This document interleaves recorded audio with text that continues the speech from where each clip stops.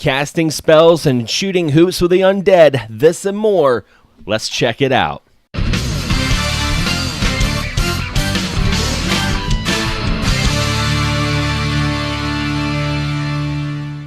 So welcome back everyone to another episode of Check It Out. I'm your host Xander Skullion, where I talk about some games that I recommend and even get recommendations from viewers like you with our 1 Minute Crunch. This episode is dedicated all to a very underrated, in my opinion, underrated 8-bit console, the Sega Master System. So without further ado, let's get into it. Penguin Land. In this game, you play as a penguin going through a puzzle platformer as you try to guide your egg around polar bears, rocks, and other hazards to the end of the stage. The object of this puzzle platformer is to successfully push and drop an egg down to the bottom of a vertically scrolling cavern of ice. There's different block types. The block types in this game include ice blocks, which the players can melt, cracked ice, which will melt once the egg is on top of one, rocks, which can be pushed and dropped on enemies, but it will also crack an egg if it lands on it, stone blocks, which cannot be moved by the player, but occasionally move on its own. And there's also tubes for either the egg or the player to pass through. All of these while being attacked by birds and polar-like creatures. This is actually a game I haven't played until recently, with my girlfriend mentioned in one of our retro gaming nights. I played it and I love it, and I have to say, check it out.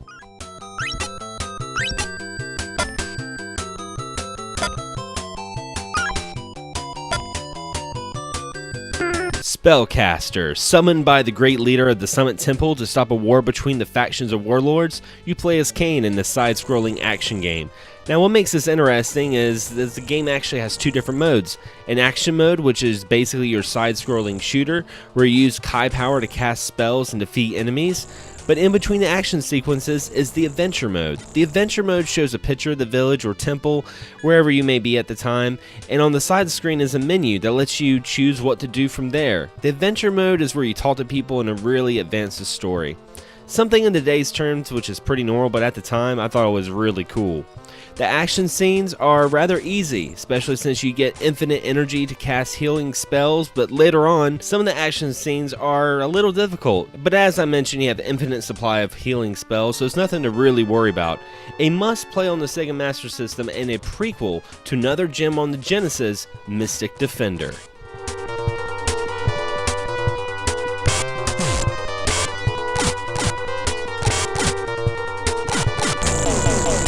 And it's time now for our 1 Minute Crunch.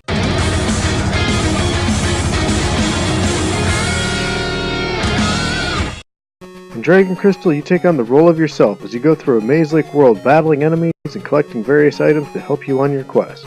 Combat is done kind of like hide, light, or ease, where you just walk up to an enemy and kind of run into them, pressing the direction button towards the enemy to attack them. It's done very fluidly and executed well, and it leaves the action buttons free to be used for inventory management in your menu screens. Everything in this game is a mystery, from what the potions do, to what staffs do, to what items may or may not be cursed, to even the world itself, because every time you play the game, the overworld is randomly generated, so you're not going to be able to get through this one with a walkthrough. You're going to have to experience it, because Dragon Crystal is a full-on adventure. Just what is this Dragon Crystal? Well, it's an egg. As you level up, the egg will level up and eventually hatch into a dragon. And as you level, the dragon will continue to level with you. But what it does is only one of two great mysteries this game holds. The other? What's with this manual? Dragon Crystal is readily available on the Sega Master System, the Sega Game Gear, and last I knew it was even available on the Nintendo 3DS eShop, so there's no excuse not to check this one out. Basketball Nightmare. Now I know I don't really cover too many sports titles, but I love sports games with a twist, and this is pretty interesting. The player is the captain of the hometown basketball team. Before he can prepare his team to win an All-American tournament, he starts to have strange dreams about playing basketball in exotic locations against exotic creatures. The first level is against werewolves in the forest. Then the gameplay evolves and the game is against vampires inside of a cave and skeletons before progressing into games against geishas and a troop of samurai warriors. Each opposing team is represented in super deformed anime style, which I really like. Players can replay the matches that they lost until they finally beat the opposing team. Players must choose between a 15-minute to 30-minute to even a 45-minute game. There's also an alternate mode that allows players to play international basketball against countries like the US, Cuba, China, the Soviet Union, Canada, France. While it's no NBA Jam, it's definitely a game that has its own charm.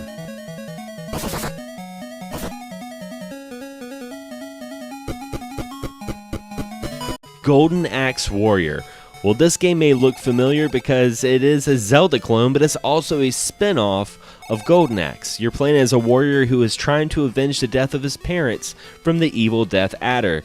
Now, the game features a large overworld with over 200 unique screens and many enemies, and you're going to be going through several labyrinths and collecting 9 different crystals to progress through the game. The 10th labyrinth is the only accessible after collecting the 9 crystals, and players must then find the Golden Axe and use it to defeat Death Adder.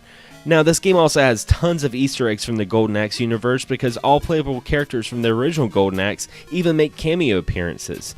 Like Zelda titles and other action RPGs, you can upgrade armor, weapons, and spells, but magic requires the use of pots, which are depleted after every use, much like Golden Axe on the arcade. The game's currency is horns collected from enemies, and these horns can be spent in towns throughout the game. Hidden areas can also be uncovered by chopping down trees with an axe or clearing rocks using earth magic. Sadly, this game is a bit pricey for the Master System collectors, but thankfully, with the power of emulation, you can definitely check out this awesome spin-off.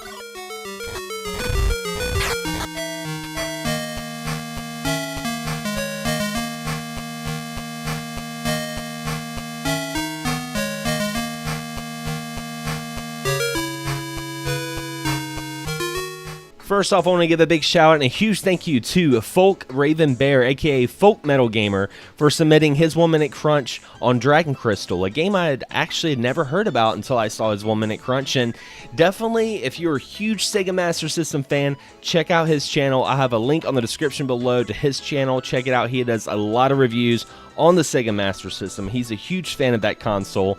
And if you have a game you want to recommend and you want to take part in a 1 Minute Crunch, be sure to email us at excessgamingpodcast@gmail.com. Again, that's excessgamingpodcast@gmail.com. It can be you in front of the camera talking about the game, it can be an audio file, or it can be a well-produced file. Whatever it is, it's all good. It's just as long as it's 1 minute. That's all we ask for. And I cannot thank you guys enough for all the support for this series. I feel like the 1 Minute Crunch is really what makes this series different than other shows that recommend games, because this gives more of a community aspect of everything. I really enjoy that. This is like everything I love about doing YouTube. Anyway, guys, this concludes another episode of Check It Out. If you have some Sega Master System games that you absolutely love, be sure to leave a comment below. Let's discuss this. As always, guys, thanks for watching, thanks for subscribing, and as always, happy gaming.